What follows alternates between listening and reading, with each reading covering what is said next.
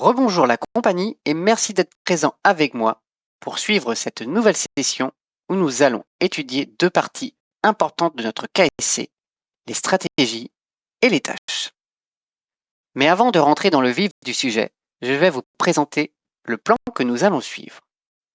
Je vais vous parler de l'application des stratégies sur les postes, puis nous répondrons à la question comment les stratégies fonctionnent-elles dans les groupes. Nous partirons ensuite étudier les tâches en détaillant l'application de ces dernières sur les ordinateurs, ainsi qu'une petite leçon sur leur fonctionnement avec des groupes. Dans une stratégie, chaque paramètre ou groupe de paramètres possède un verrou.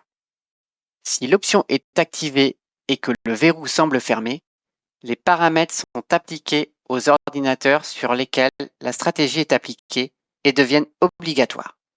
L'utilisateur ne peut pas modifier les valeurs de ces paramètres dans l'interface de Kaspersky Endpoint Security. Si l'option est désactivée et que le verrou est ouvert, l'ordinateur se comporte comme si ce paramètre n'avait pas été spécifié dans la stratégie. L'utilisateur peut modifier ces paramètres dans l'interface locale. Je vous avoue que cette partie n'est pas la plus facile à comprendre, mais elle n'est pas très compliquée techniquement. Allez, on se lance, accrochez-vous.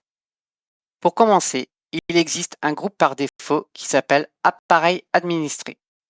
Si vous souhaitez créer vos propres groupes, ils seront créés en tant que sous-groupes au sein du groupe Appareil administré. Voici les règles que les stratégies doivent respecter. Il peut y avoir des stratégies pour différentes applications dans un groupe. Par exemple, une stratégie pour l'agent d'administration, une autre pour notre KES, ou encore une pour le KSWS, la partie serveur. Il peut y avoir plusieurs stratégies pour la même application dans un groupe, mais une seule d'entre elles peut être active. La stratégie active est celle que notre KSC envoie aux ordinateurs.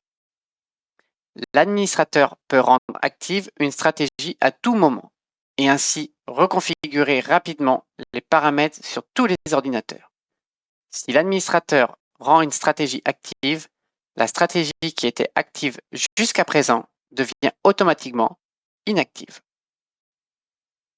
Pour configurer des paramètres différents sur différents ordinateurs, il va suffire de les diviser en sous-groupes et créer des stratégies respectives. Par exemple, les postes d'une société conviendrait diviser en deux groupes administratifs et techniques où la stratégie du groupe administratif aurait des réglages plus stricts que celle du groupe technique. Si un groupe a une stratégie KES et qu'il existe un sous-groupe qui n'a pas de stratégie KES, la stratégie du groupe parent est également appliquée aux ordinateurs du sous-groupe. Si un groupe possède une stratégie KES et qu'il existe un sous-groupe dans lequel une autre stratégie KES est configurée, les ordinateurs du sous-groupe reçoivent la stratégie configurée dans leur sous-groupe. Cependant, les paramètres requis, symbolisés par un petit cadenas, de la stratégie parentale sont appliqués à la stratégie du sous-groupe et l'administrateur ne peut pas les modifier. Dans une stratégie enfant, l'administrateur ne pourra modifier uniquement les paramètres qui ne sont pas verrouillés dans la stratégie du groupe parent. Si le symbole cadenas est ouvert dans le groupe parent, le paramètre correspondant peut être ajouté dans la stratégie de l'enfant. L'administrateur peut choisir de ne pas appliquer de stratégie de groupe au sous-groupe. Dans la stratégie du sous-groupe, décochez la case qui régit l'héritage des paramètres de la stratégie parentale. Après cela, l'administrateur pourra modifier tous les paramètres de la stratégie enfant. Bon, je vous avais prévenu, c'est un peu imbuvable, mais ce sont des questions que vous pouvez retrouver à l'examen. Sincèrement, ce n'est pas très compliqué, mais pour que ça rentre, il vous faudra repasser la vidéo 2-3 fois en essayant de bien vous concentrer. Nous allons maintenant passer au fonctionnement des tâches. La gestion des paramètres de mise à jour et d'analyse antivirus se fait avec des tâches plutôt que par des stratégies. Comme nous l'avons vu sur le slide précédent, il ne peut y avoir qu'un seul type de stratégie KES. Pour les tâches, c'est totalement différent. Par exemple, pour la partie KES, nous pouvons avoir les tâches suivantes. Scan de virus, ajout d'une clé ou encore mise à jour. Chaque type de tâche a ses propres paramètres caractéristiques. Par exemple, une tâche d'analyse antivirus a sa portée et ses paramètres d'analyse de fichiers.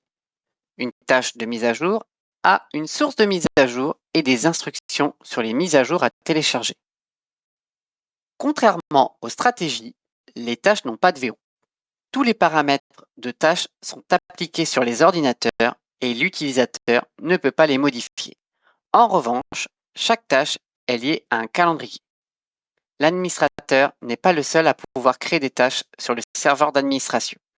L'utilisateur peut également le faire via l'interface locale.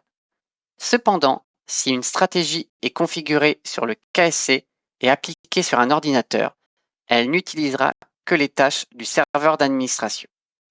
Les tâches locales ne seront ni exécutées ni même affichées dans l'interface, et l'utilisateur ne pourra pas créer de nouvelles tâches locales. Bon, dans la même optique que pour le fonctionnement des stratégies dans les groupes, voici les règles définies pour les tâches dans les groupes.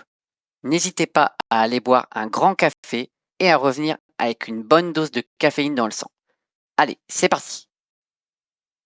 S'il y a un sous-groupe dans un groupe, une tâche de groupe est appliquée aux ordinateurs du sous-groupe. Si vous souhaitez rechercher des virus dans la même étendue avec des planifications différentes sur différents ordinateurs, organisez-les en groupes respectifs et créez des tâches individuelles au sein de chaque groupe. Par exemple, vous pouvez exécuter une analyse complète sur les serveurs pendant les week-ends et sur les postes de travail pendant les heures ouvrables en mode arrière-plan. Il peut y avoir plusieurs tâches de chaque type dans un groupe. Par exemple, l'une des tâches peut analyser l'ensemble de l'ordinateur une fois par semaine et une autre uniquement les zones critiques, mais quotidiennement. S'il y a une tâche dans un groupe et une tâche du même type dans un sous-groupe, les ordinateurs du sous-groupe exécuteront les deux tâches. Généralement, cela signifie que l'administrateur n'a pas suffisamment réfléchi aux tâches réellement nécessaires. Vous devez être particulièrement prudent avec les tâches de mise à jour. Pour mettre à jour notre KES sur un ordinateur, il doit y avoir une tâche de mise à jour. Si une tâche de mise à jour est configurée dans un groupe et une autre dans son sous-groupe, les deux seront appliquées aux ordinateurs qui composent le sous-groupe. Si une tâche de mise à jour est déjà en cours d'exécution, une autre renverra une erreur si elle est lancée en même temps. Par conséquent, l'administrateur continuera à recevoir des erreurs de mise à jour dues à une erreur de configuration alors que les mises à jour fonctionnent correctement. Des sous-groupes peuvent être exclus d'une tâche. Les ordinateurs du sous-groupe ne recevront que la tâche du sous-groupe et non celle de la tâche parentale. Contrairement à une stratégie, une tâche peut être créée pour n'importe quelle liste d'ordinateurs, d'un seul ordinateur à un ensemble de terminaux appartenant à différents groupes. Ça y est, vous pouvez souffler. Nous avons fini cette partie sur l'application des stratégies et tâches et leur fonctionnement sur les groupes. Je vais vous rassurer un peu en vous disant que la partie pratique arrive très bientôt. En attendant, rendez-vous sur la prochaine vidéo qui, promis, sera plus abordable.